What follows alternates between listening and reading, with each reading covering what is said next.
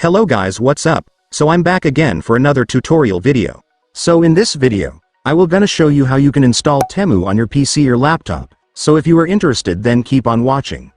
But before all that, if you are new to my channel, consider to like and subscribe for more videos like this, and also, you can comment down below if you have something that you want me to make a tutorial about. So without further ado, let's start the tutorial.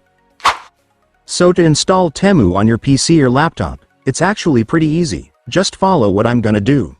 So for the first step, I want you to go to your Microsoft Edge browser. Reminder guys, you can't use any other web browser, you must only use Microsoft Edge in order for this to work. But if you don't have a Microsoft Edge, you can download it on Chrome easily. Just search for Microsoft Edge download and then you will now be able to find the website where you can download it. And once you already have your Microsoft Edge, just go and open it.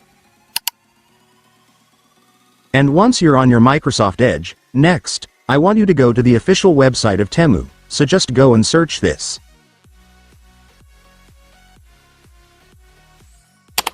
And now that you're on the website of Temu, let me now show you how you can download the app.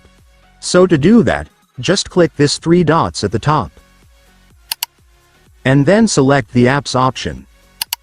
And after that, you will now be able to see the install Temu option right here. Just go and click it. And then, you can now click the install button to start installing the app. And after that, it's done. You will now have your Temu app. And by the way guys, you might notice that even after installing Temu, you might still not find the app on your desktop home screen. So to fix that, just go back to your Temu app. And once you're on the app, I want you to click this 3 dots right here. And then select App Settings. And finally, for the last step, just click this Create Desktop Shortcut button to add the app to your desktop home screen. And after clicking it, it's done. Congratulations, your Temu app will now be on your desktop home screen.